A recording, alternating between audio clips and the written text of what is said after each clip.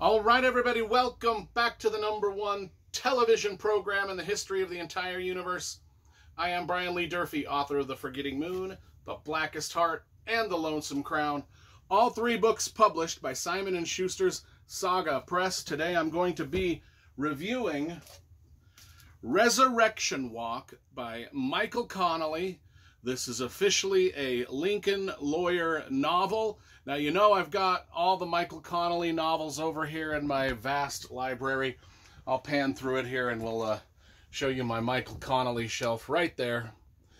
All of the Michael Connelly, Harry Bosch novels, all of his Lincoln Lawyer novels, and everything else he's written. All of his novels sort of tie together. They're all based in Los Angeles, Hollywood, places like that. They all kind of tie together, but they are all also standalone novels. This is, you know, he's got probably 25 Harry Bosch novels, maybe 10 Lincoln Lawyer novels. This is officially a Lincoln Lawyer novel, although I'd say Harry Bosch himself takes about 50% of the scenes, so both characters are equally involved in this story. So let's talk about the cover first, because, you know, this graphic design, cover illustration, I love it. And this is pretty typical for a Harry Bosch or Lincoln Lawyer novel. I mean, a pretty typical Michael Connelly cover, a scene of Los Angeles. It's cool. I like it. I mean, I think it's good. It's got good graphic design. I like the trees, the color, the bold font. Anyway, this is the newest one. This one just came out last week. I read it. You know, Michael Connelly is one of those guys, one of those authors. As soon as his new book comes out, I buy it that day and I read it that day. So I read this about, came out about a week ago. I read it on the day it came out. Well, it took me a couple days to read, but I'm just now getting to the review. I'm just now getting to doing the review. Anyway, Mickey Haler and Harry Bosch and Renee Ballard, a whole bunch of characters that are all these different series that Michael Connelly is writing in conjunction with each other. They all tie together. Of course, Mickey Haler is the Lincoln Lawyer. His job in this book, he's getting innocent people out of prison. Harry Bosch, he's getting older. He's got cancer. He's fighting through that. He's losing his hearing, etc., etc. His daughter is worried about him. He's in and out of the hospital. He's got some issues. I mean, my gosh, we've been following Harry Bosch. I've been following Harry Bosch since the first Harry Bosch novel came out back in the early 90s. It might even have been the late 80s. I can't remember. But this cop has been around a while. He's had a long career, and it's about winding down, which is kind of sad to see tough man Harry Bosch sort of getting old and decrepit. It happens. Anyway, So Mickey Haler, the Lincoln Lawyer, is involved in these different, people write him from prison and say, I'm innocent. Please take up my case. I did not commit the crimes that I'm in prison for. Please take up the case and set me free. He's very good at setting people free from prison.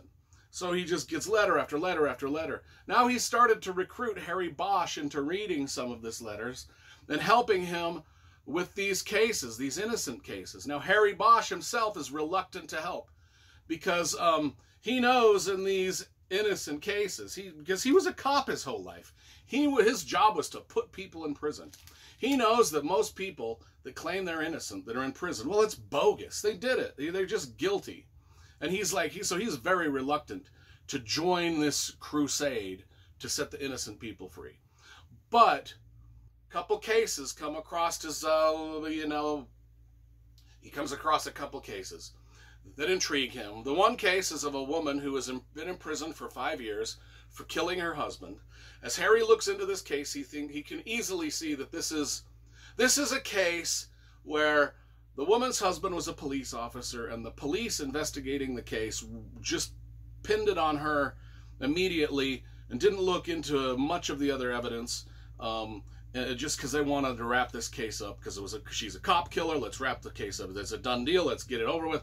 So he's like, okay, he's looking into this case thinking, well, the police didn't really do a thorough job, so maybe there is something to this woman's claim that she's innocent.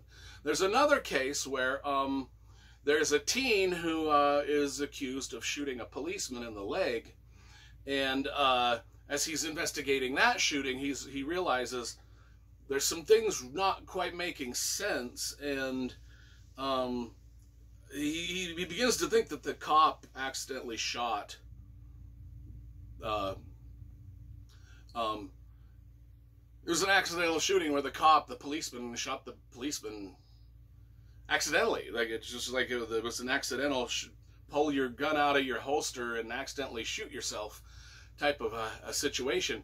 And that cop, rather than be embarrassed of shooting, to being involved in an accidental shooting of oneself, decides to pin it on this young person, and now this young person is, so those are the two cases.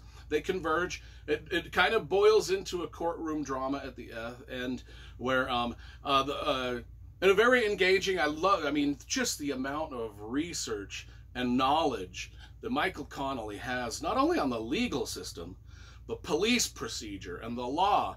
You learn something new about police and the law every time you read one of these books. It's just chock full of so much detail.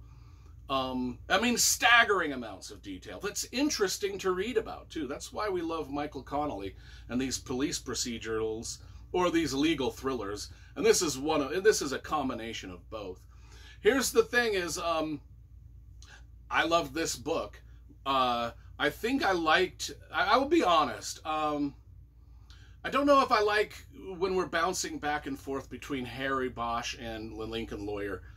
It's just like I like when it's just more focused on one dude, like just the one dude. But that's just a minor nitpick to an otherwise brilliant novel, brilliant story, brilliant plots. So I'm going to give this a solid 9.5 out of 10. Michael Connelly's newest, and if you're not reading Michael Connelly, you're not even really a book fan.